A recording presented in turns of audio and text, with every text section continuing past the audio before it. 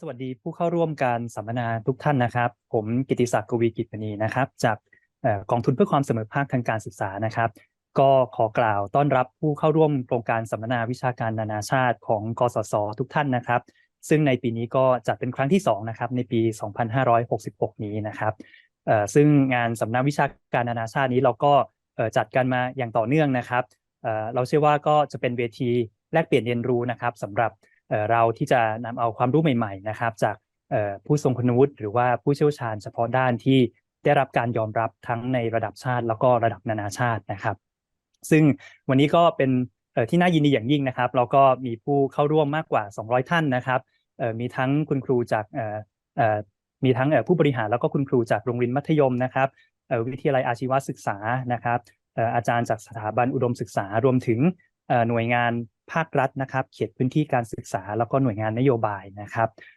ซึ่งตามภารกิจของกสศเองนะครับเรามีภารกิจในการลดความเหลื่อมล้ำทางการศึกษานะครับโดยเฉพาะอย่างยิ่งในเรื่องของการศึกษาภาคบังคับนะครับซึ่งทิศทางของเรื่องความเหลื่อมล้ำเนี่ยมันก็จะแปลเปลี่ยนไปตามสถานการณ์ของโลกนะครับซึ่งประเด็นหนึ่งที่เราต้องให้ความสนใจด้วยก็คือการเปลี่ยนแปลงด้านเทคโนโลยีนะครับซึ่งก็เป็นที่มาของงานในวันนี้นะครับที่เราจะมาพูดถึงเทคโนโลยีปัญญาประดิษฐ์ซึ่งถือเป็นมิติใหม่แห่งการเรียนรู้แล้วก็ตัวเทคโนโลยีตัวนี้นะครับที่เราเรียกว่า AI จริงๆก็มีผลกระทบต่อชีวิตของเราในหลายๆมิติเลยนะครับมิติไหนที่เรื่องเทคโนโลยีดิจิทัลเข้ามามีผลกระทบเนี่ย AI ก็เข้าไปมีบทบาทตรงนั้นได้ซึ่งแน่นอนว่าในวงการการศึกษาเองก็หลีกเลี่ยงไม่ได้นะครับที่ AI จะเข้ามามีผลกระทบด้วยเช่นกันนะครับซึ่งเราเองก็จะมีการพูดถึงนะครับการใช้งาน AI ในเชิงบวกนะครับว่ามันจะมีศักยภาพอย่างไรที่จะเข้ามาช่วยยกระดับความเสมอภาคทางการศึกษา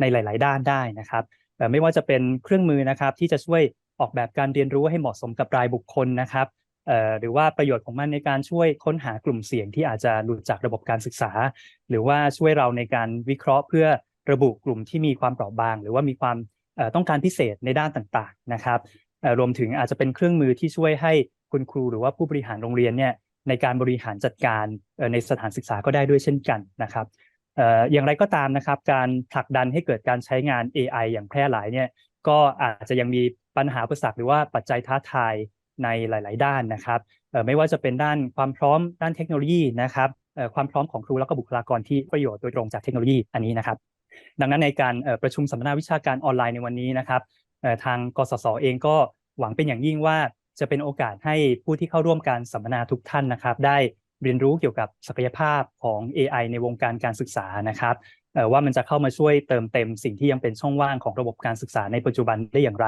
นะครับครูและผู้เรียนจะต้องมีการเตรียมความพร้อมอย่างไรนะครับแล้วก็หวังว่าเราจะได้เรียนรู้กรณีศึกษาที่น่าสนใจนะครับทั้งในระดับโรงเรียนในระดับสถาบันอุดมศึกษารวมถึงประเด็นที่เป็นปัญหาในเชิงภาพใหญ่ในมุมของนโยบายด้วยเช่นกันนะครับซึ่งงานสัมมนาวันนี้นะครับเราก็ได้รับเกียรติจากผู้ทรงคุณวุฒินะครับที่ได้รับการยอมรับในระดับสากลมาเป็นผู้บรรยายแล้วก็ตอบคำถามในประเด็นที่หลายๆท่านก็อาจจะยังมีข้อสงสัยเกี่ยวกับเทคโนโลยีนี้นะครับแล้วก็เราก็จะมีการใช้ภาษาไทยแล้วก็ภาษาอังกฤษนะครับอาจจะขออนุญาตสลับไปสลับมานะครับในช่วงระหว่างการอภิปรายนี้นะครับซึ่งในช่วงแรกนะครับก็จะเป็นการบรรยายนะครับในหัวข้อempowering teaching and learning through AI trickies versus terminators.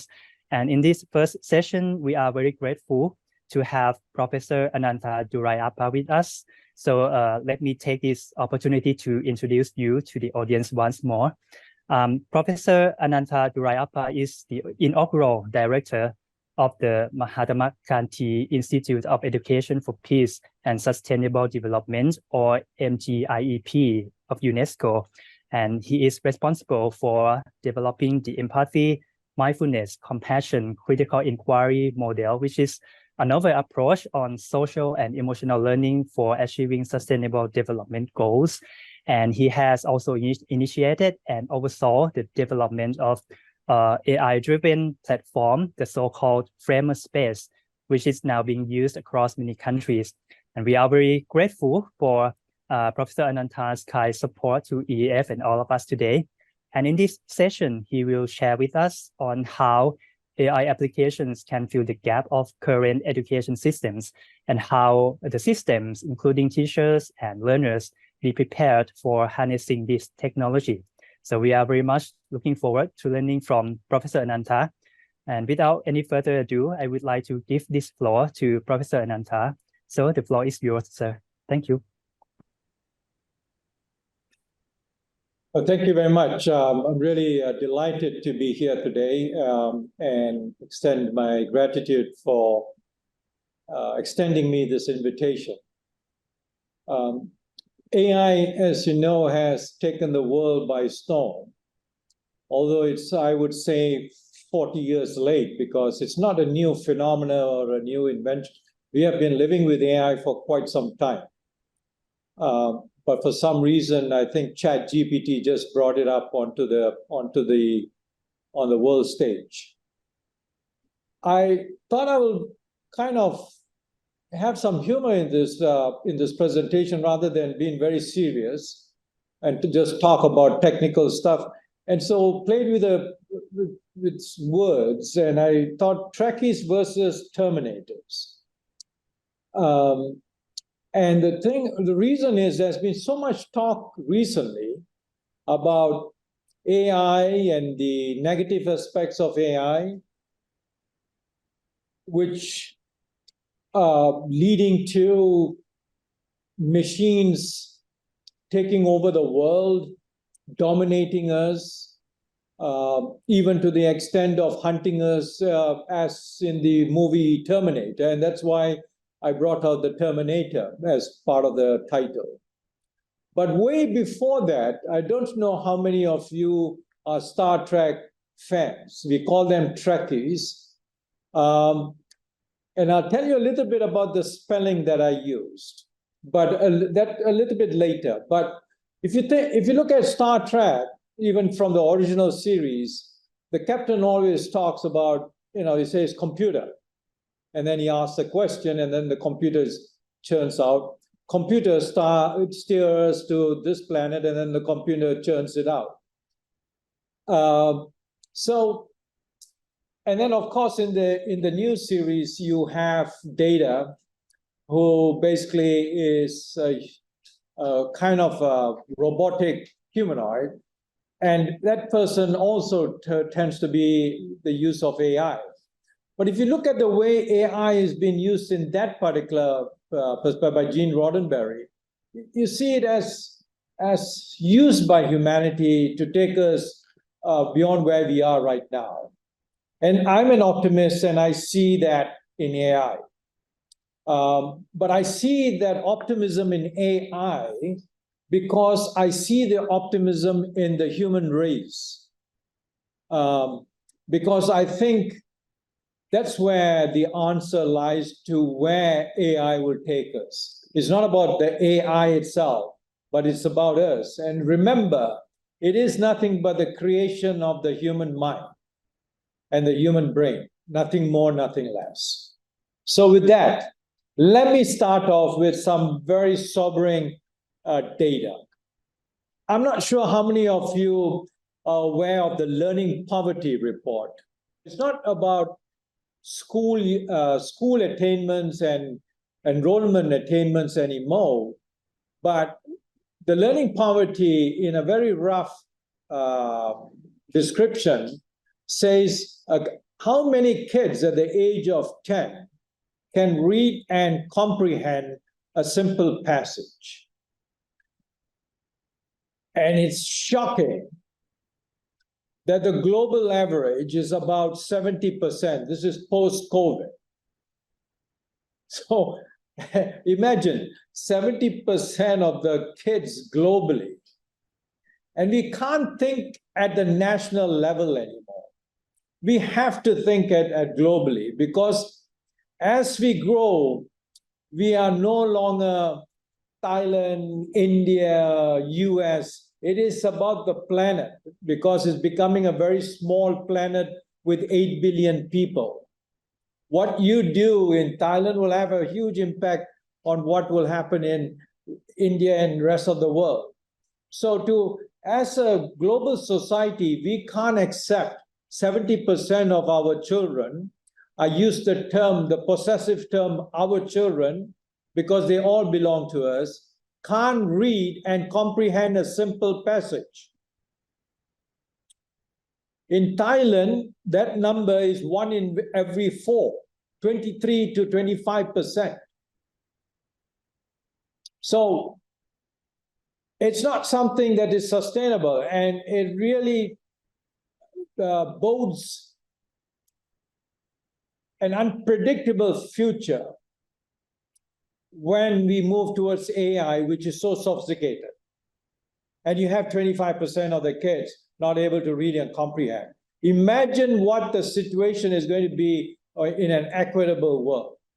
So if we talk about an equitable world, an equitable education, this is not great starting conditions.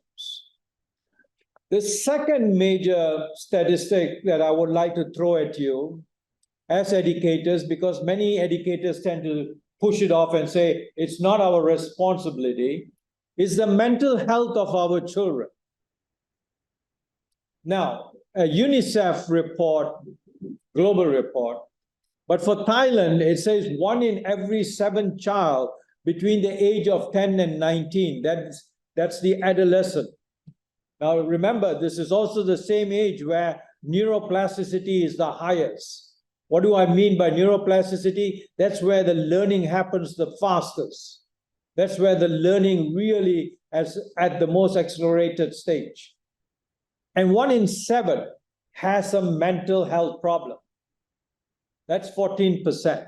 And these are just reported numbers. So you can imagine what the real numbers are. And 1 in 14 is between the ages of 5 and 9. 7%. In India, it's 25% between the ages of 13 and 15 have a mental problem. Suicide is now the 3rd leading cause of death among adolescents in Thailand. That's the sobering statistics. So when we talk about AI, one of the things that I want to start off before we think of AI is what's the purpose of education? So first slide.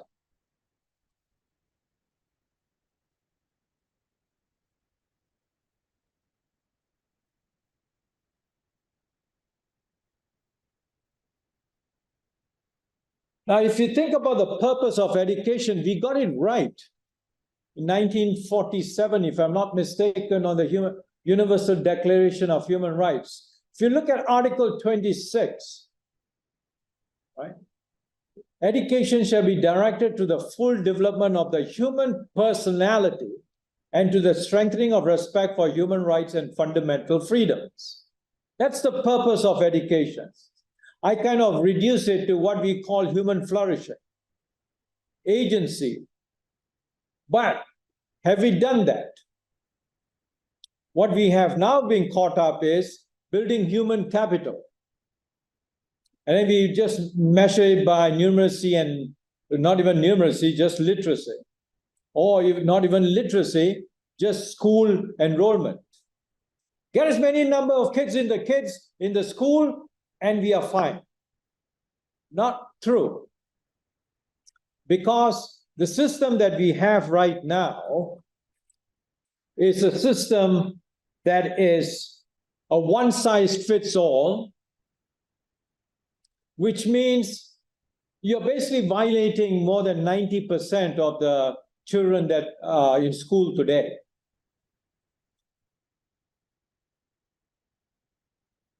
A one-size-fits-all is a problem.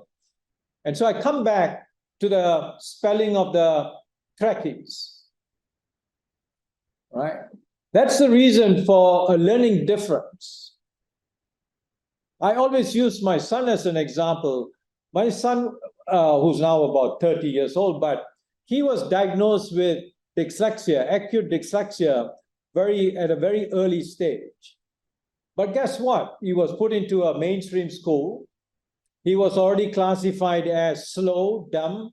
One teacher even called him dumb in front of my face and said that this is, he will not be able to achieve schooling. 1 in 5 children has some form of learning difference. 1 in 5. So guess what? We refuse to accept that. We got in the special schooling where the one size does not fit all, but was provided a system that fitted his way of learning. And now he's a research scientist in a company on medicines and so forth, medical research. Imagine if he didn't have that option. He would be a dropout, and he might have started or rather antisocial activities. So we have to be very careful. Now, the second one is train predators as opposed to nurturers. This is one that everybody gets all up in, how can you say that? Our competitive exam-oriented systems pitches our students against each other. What we should be looking at is that we pitch ourselves against our own self. And so the notion of potentiality is what education systems should be focusing on. It is to develop the potentiality of the child. And this is why we have an elitist system in education, the meritocratic system. We are products of that. Go to the top schools, we work hard, we assume that we are entitled to that because we work hard and so forth. It creates a very inequitable and a very unfriendly world out there. And this might be one of the reasons for that very high suicide, depression, mental health problems that we see among young people. I see it in my children, and I dread to see what happens to my grandchildren. We must think about this when we now start to think about AI. So I just wanted to allude to some of the findings of what we call the International Science and Evidence-Based Education Assessment. Took 3 years to do it. I would urge you to type on Google search IC assessment MGIEP, and you'll find that. Took 3 years, over 300 scientists from all over the world, from many disciplines, to sort of say where the state of education is right now. And one of the things that we came up with is the CASE approach. What does CASE stand for? Cognitive. When I mean cognitive, I'm not meaning about just knowledge. Cognitive is about executive functions, how to think, learning how to think, working memory. These are cognitive functions which we never even think about when we are in our education systems. A is academic, which we do really well, just knowledge. S is social, and emotional is E. So when we do artificial intelligence for education, always keep at the back of the mind the objective, which is the potentiality and the person's flourishing. And second, the approach that we must take should be cognitive, academic, social, and emotional. Now, to provide this, we need a personalized education system. How are we going to do that with our present system, with teachers and limited resources to reach out to the 1.8 billion young people? We have to go to digital, and AI is going to be an essential tool to maximize the digital platform. We already know that. We already have data and evidence to show that.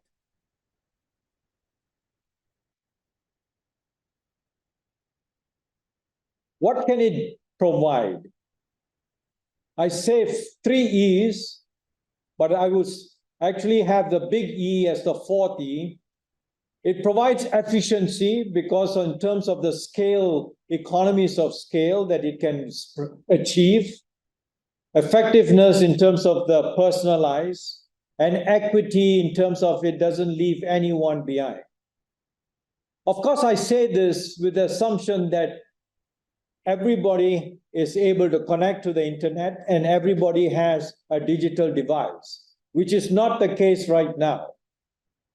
But I will put forward to you the fact that if a kid does not have a digital device and an access to an internet, is a violation of the human right in the modern day, which means governments are responsible and accountable to provide this. And if they don't, they need to be taken to task. This is a necessary condition. This is an initial condition that has to be met. And the fourth E, which covers all of them, is ethics. Ethics is so important when we look at AI.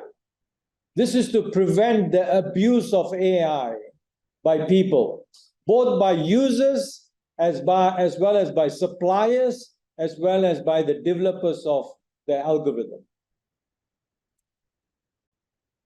The slide that I am on says AI is inevitable. So I don't think we should be having a discussion today. Oh, should we have AI? Should we have it in the schools? It's going to be there. Should we ban smartphones? Should we limit? No. It's inevitable. We are living in a generation of digital natives. Our children, our grandchildren are all digital natives. It's only old people like me who are trying to refer because we have problems with this technology. It is inevitable. So what our challenge is to maximize the 3 or the 4 E's. Or I will rephrase it, maximize the 3 E's with an ethical mindset. What you should see now is a framework for the implementation of AI. So in the short term, ethics and guidelines are necessary, and where UNESCO has taken a lead in, when I say UNESCO, I mean the mothership in Paris. They have developed ethics and guidelines on AI in the short term. Very important, just to give you an idea what is ethical, what is unethical, and so forth. But my question is, will it be enough? Because just having guidelines and telling people about ethical behavior will not automatically translate into ethical behavior. And we know that by all our experiences. People justify their behavior as ethical, even when inertly they know it is unethical. We call it self-justification in the psychology literature. And we all do that. And if any of you who don't, then I think you have reached a level that goes beyond most of us. And I will congratulate you. But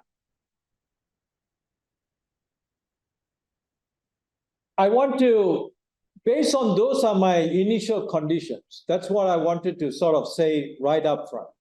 Now we get into the nitty-gritty. So preparedness of the educational system. What are the key competencies for teachers? And what are the key competencies for learners? Now, this was helped, the development of this was, I was supported by my chief technology officer who's actually got a PhD in AI in education, who's sitting with me in the room to make sure that I don't say all the wrong things.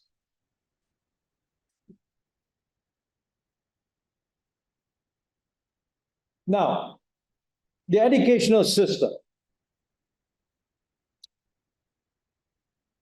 Everybody has heard about ChatGPT, haven't they? And everybody is now saying, using ChatGPT for education. Well, do we know whether ChatGPT is useful for education? Do we know what ChatGPT is for what elements of education? Can it provide the personalized education? Can it provide the education for the students' flourishing? can it provide the education to measure the potentiality of that student?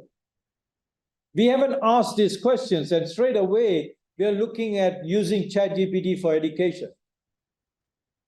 We need to, the first thing is understand the different algorithms. Generative algorithm is just one. There are discriminative algorithms as well. There's a whole family of algorithms using different mathematical procedures.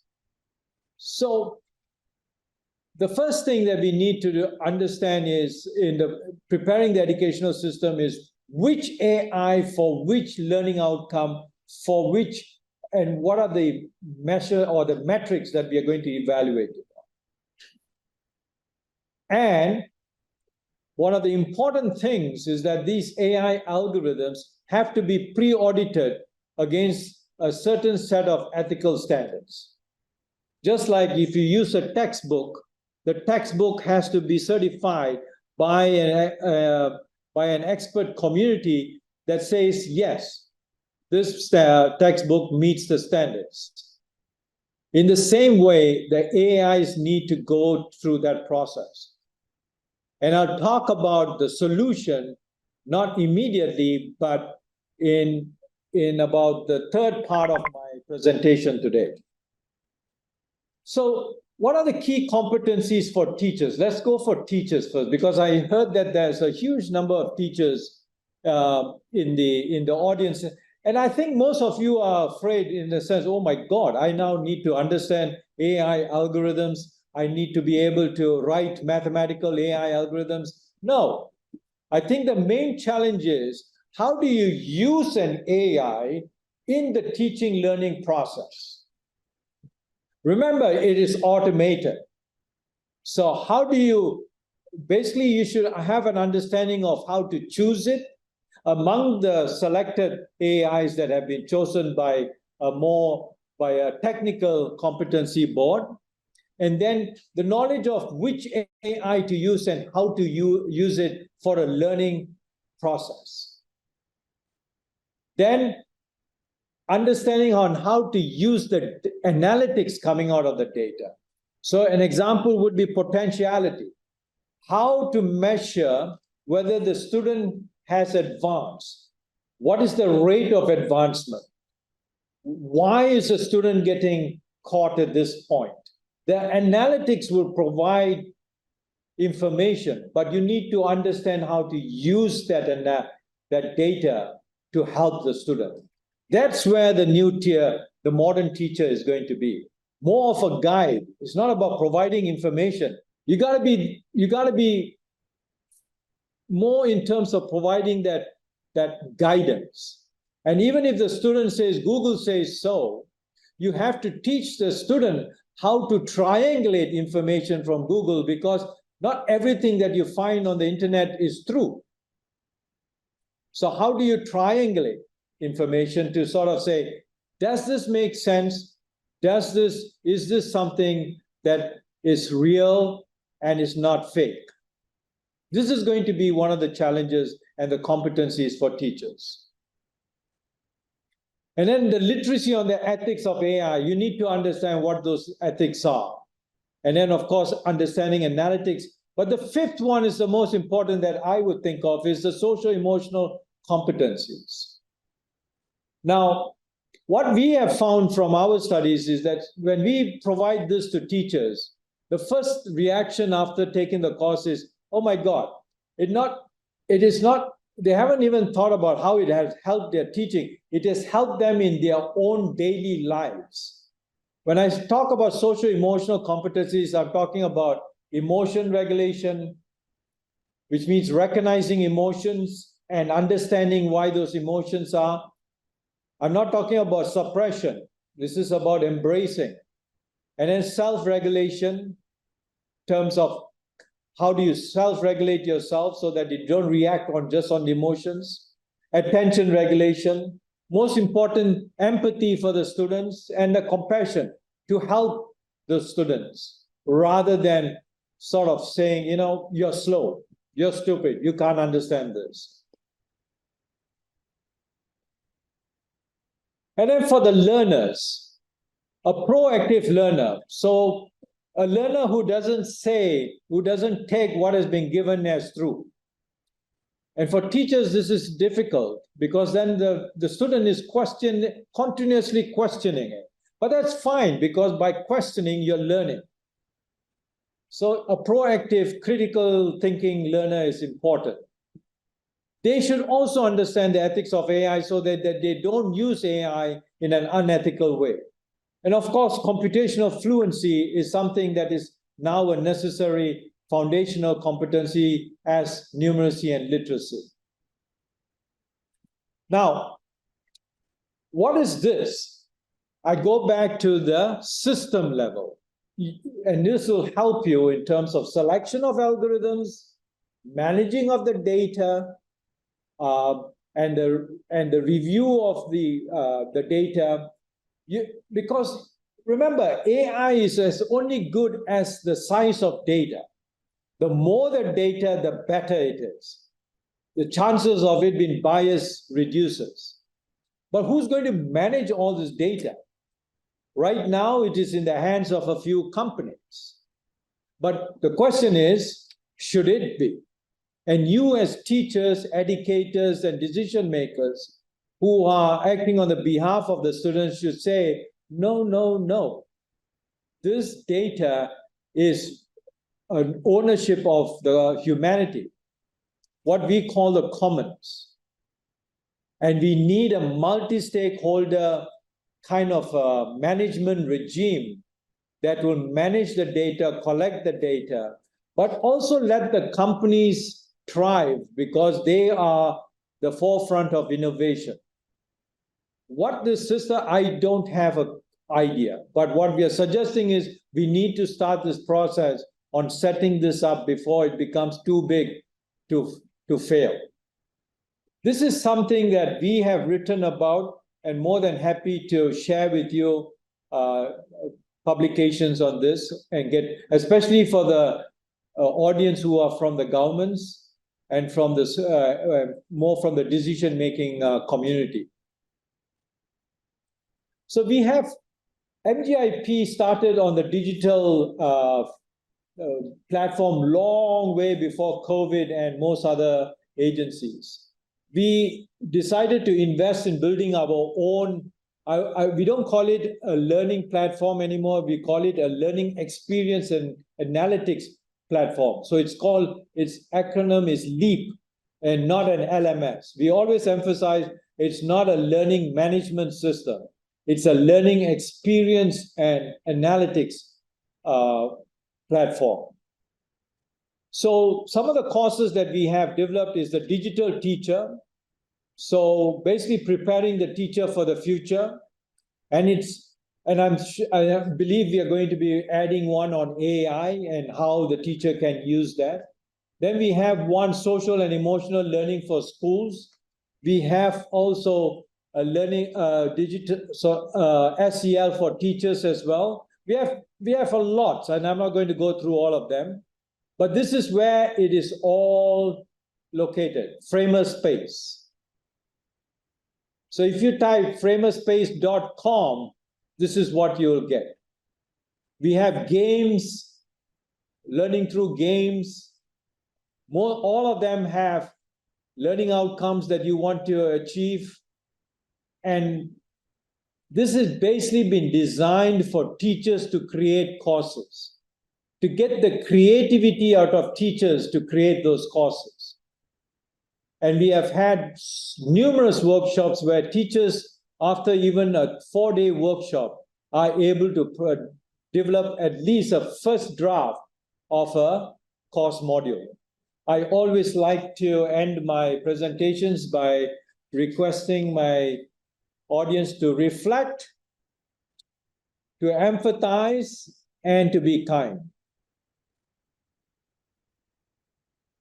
Not only on this particular presentation, but in life in general. Thank you.